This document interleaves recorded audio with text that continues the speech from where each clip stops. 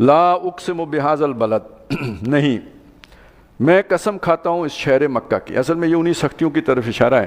شہر مکہ کی زندگی بہت ٹف ہے. وہاں وادی غیر ذی زرع ہے، جیسے حضرت ابراہیم علیہ السلام نے اللہ سے کہا تھا. تو وہاں زندگی بہت مشکل ہے. پھر یہ کہ آس پاس صحرا ہے، سفر بھی بہت دشوار ہے. اور اوپر سے یہ کہ اگلی بات سنیں، وَأَنْتَ خِلٌّ بِهَذَا الْبَلَدِ، اے نبی صلی اللہ علیہ وسلم، جیسے آپ کو یہاں پر ہر طرح کی ایذا رسانی کے لیے حلال کر لیا گیا ہے. کوئی مجنون کہہ رہا ہے، کوئی شاعر کہہ رہا ہے، کوئی کسی اور طرح سے ستا رہا ہے. وَوَالِدٍ وَمَا وَلَدٍ، اور جو والدین کو اور جو انہوں نے جنا، والد کو اور جو اس کا اولاد ہے، ان کی جو زندگی کی مختلف کیفیات ہیں، مراحل ہیں، وہ اس پر گواہ ہیں.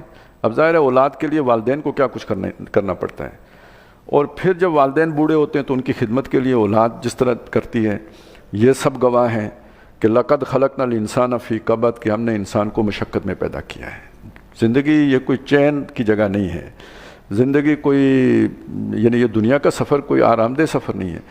اصل میں ہم عادی ہیں. مشاہدہ یہی ہے کہ یوں کرتے ہیں تو کرتے چلے جاتے ہیں، اس کو سوچتے ہی نہیں. لیکن یہ جو ذرا جنہیں کہتے ہیں نا باشعور قسم، یا شاعر یہ شعور، شاعر اور شعر وہ سارا قریب قریب ہی ہو جاتا ہے. تو کچھ ایسے اشعار مل جاتے ہیں جس سے پتہ لگتا ہے کہ کچھ شاعروں کو کوئی خیال ہے کہ یہ دنیا بڑی تکلیف دہ جگہ ہے.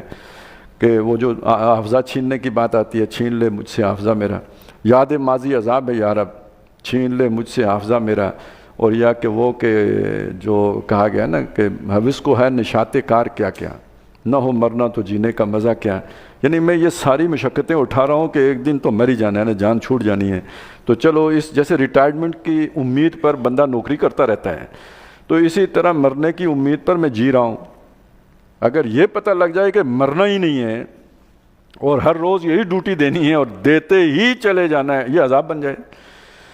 اور یہ جو نشہ وشہ ہے، میں سے غرض نشاط کس روح سیاہ کو ہے، ایک گونا بے خودی مجھے دن رات چاہیے ہے. یہ میں ذرا تھوڑا یہ جو چیلنجز ہیں نا، ان سے ذرا لا تعلق رہنے کے لیے، اور جو غم ہیں اور دکھ ہیں ان سے بچنے کے لیے پیتا ہوں.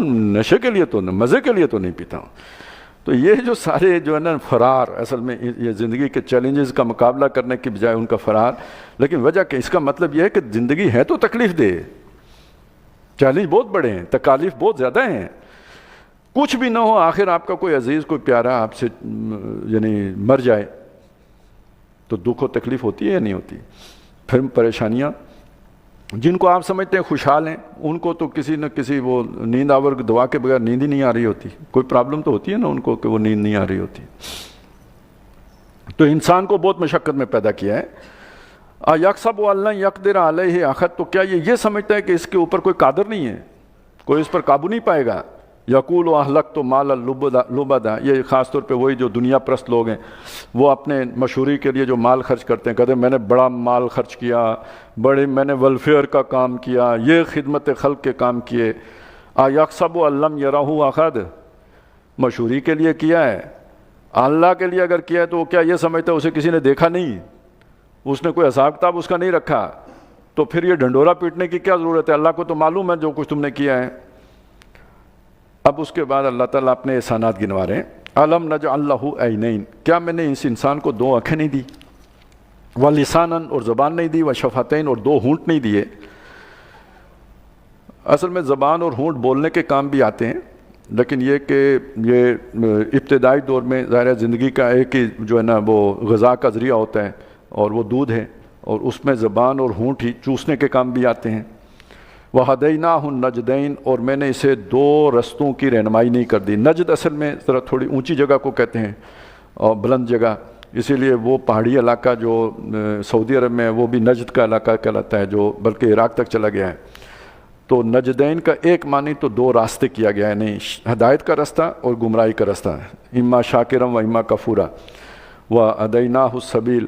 اور دوسرا یہ کہ اس کا ایک معنی یہ کیا گیا ہے جو پیچھے ہونٹ اور وہ آیا ہے نا زبان، کہ پیدا ہونے کے بعد جو اس کے دودھ پینے کے جو ذرائع ہیں، یعنی جو ماں کی چھاتیاں ہیں، اس کی طرف اشارہ کیا گیا ہے. فلک تخم العقبہ، یہ ساری میری نعمتوں کے باوجود یہ ایک تنگ گھاٹی کو عبور نہیں کر سکا. ایک بیریئر تھا جس سے گزر نہیں سکا، ایک رکاوٹ تھی جسے عبور نہیں کر سکا. وہ کیا تھی رکاوٹ؟ وما ادراک ما العقبہ، اور تمہیں کیا معلوم ہو رکاوٹ کیا تھی؟ وہ اب یہاں سے وہ پتہ چلے گا جی یہ تزکیہ کیا شے ہوتی ہے. فک و رقبۃ، گردن کا چھڑانا، یعنی یہ کہ کوئی پھنسی ہوئی گردن ہے اسے آزاد کرنا، یعنی غلام کو آزاد کرنا. فک و رقبۃ او اطعام فی یوم ذی مسغبۃ، یہ ذرا سوچئے گا یہ کیا بات کہی گئی ہے. کھانا کھلانا ایک ایسے دن کہ جب خود بھوک میں گرفتار ہو. یہ بس سادہ بات یہ ہے کہ آپ کے پاس ایک ہی روٹی ہے کھانے کے لیے، سخت بھوک آپ کو لگی ہے، اور اس وقت کوئی مانگنے کے لیے آ گیا ہے، وہ بھی بھوکا ہے. اب آپ نے خود کھانی ہے یا اسے کھلانی ہے؟ تو اگر اس کو کھلا لی تو اس کا مطلب گھاٹی عبور کر گئے، اور اسے کہا کہ یار میرے پاس تو ہے ہی ایک روٹی، مجھے خود 4 روٹیوں کی ضرورت ہے، میں تمہیں یہ آدھی بھی نہیں دے سکتا، بھاگ جاؤ. تو گھاٹی عبور نہیں کر سکے. یعنی خود اپنی ضرورت پر کسی ضرورت مند کو ترجیح دے دینا، یہ وہ گھاٹی تھی جسے وہ عبور نہیں کر سکا. وہ کون تھا جسے وہ دینی تھی؟ یتیمن ذا مقربن، رشتہ دار بھی تھا، یتیم تھا. او مسکینن، یا وہ محتاج تھا، ذا متربتن، جو مٹی میں رل رہا تھا. اب ظاہر ان میں سے کوئی بھی آپ کو بدلہ دینے کی پوزیشن میں نہیں ہے. آپ اس کو جناب دعوت کھلائیں اور بدلے میں وہ آپ کو کسی جو ہے نا کوئی آپ کا بل پاس کرا دے، ایسا ویسا کچھ بھی نہیں ہے. یہ ایک مٹی میں رلا ہوا ہے، جو دوسرا یتیم ہے، آپ کا رشتہ دار ہے، اوپر سے آپ کو اپنے پیٹ کے لالے پڑے ہوئے ہیں، کھلانا ان کو پڑ رہا ہے. اب سوائے ایمان کے یہ کام کوئی کر سکتا ہے؟ جتنا بڑی انسانیت، آج کل انسانیت بہت بڑا مذہب ہے اور یہ کہ اسی کا ڈنڈورا پیٹا جاتا ہے، لیکن محض انسانیت میں اتنا، یعنی وہ اتنا بڑی موٹیویشن فورس بن سکتی ہے کہ انسان اپنے اوپر دوسرے کو ترجیح دے دے. یہ صرف آخرت کا ایمان ہے کہ اور اللہ کی رضا ہے جو یہ موٹیویشن دے سکتی ہے. اب آپ کو سمجھ آیا تزکیہ کس کو کہتے ہیں؟ اس تزکیے سے بھاگ کر اگر کوئی جا کے جنگل میں بیٹھ جائے، میں اللہ ہوں کی ضرب لگا کے تزکیہ حاصل کر لوں گا، یہ فرار ہے. اصل تزکیہ تو یہ ہے معاشرے میں رہیں اور انسانوں کو اپنے اوپر ترجیح دیں. ثم کان من الذین آمنوا وتواصوا بالصبر وتواصوا بالمرحمہ، یہ انسانیت کے ساتھ جو ایمان لایا اور اس نے ایک دوسرے کو صبر کی تلقین. مصیبتیں آئیں گی، اس مصیبت میں ثابت قدم رہنا، ڈٹے رہنا، جمے رہنا.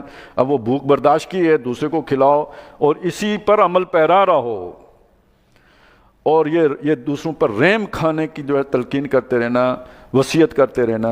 یہ اگر اس نے اپنا ماٹو بنا لیا، اولئک اصحاب المیمنہ، یہ دائیں طرف والے ہوں گے، یہ جنتی ہیں، ان کا تزکیہ ہو گیا ہے. قد افلح من تزکا، جو آپ پڑھ کے آئے وہ یہ ہیں. اور یہ تھا تمہارا پوٹینشل، یہ تھا احسن تقویم جس پر انسان کو پیدا کیا گیا، یہاں تم نے پہنچنا تھا. والذین کفروا، وہ جو کافر ہوئے. اب دیکھیے یہاں کافر کا مطلب سمجھیں، لفظی مطلب کیا ہوتا ہے کافر کا؟ جس نے دبا دیا، کسی شے کو دبا دیا، وہ کافر ہوتا ہے. اس معنی میں کاشتکار کو بھی کافر کہا جاتا ہے، وہ بیج کو زمین میں دباتا ہے. اب آپ کی یہ صلاحیت تھی، اس صلاحیت کو جس نے مٹا دیا، دبا دیا، خراب کر دیا، وہ کافر ہے. وہ جنہوں نے کفر کیا بے آیاتنا، ہماری آیات کے ساتھ، ہم اصحاب المشأمہ، وہ بائیں طرف والی ہے. بلکہ مشأمہ کا لفظ یہاں پہ وہ جو ہے نا بدقسمت، شومیہ قسمت، جو ہم ایک لفظ استعمال کیے، وہ شومیہ قسمت والے ہیں، بد نصیب، کم بخت ہیں. علیہم نار مؤصدہ، ان کے اوپر ہوگی آگ جسے موندا گیا ہوگا، یعنی اوپر سے بند. یہ وہ اصل میں جو پریشر کوکر ہوتا ہے نا، یہ اس کی کیفیت ہے جو بیان کی گئی. یعنی جو بھاپ ہوگی باہر نہیں نکلے گی، ادھر اندر ہی رہے گی تاکہ وہ جوش کھاتی رہے.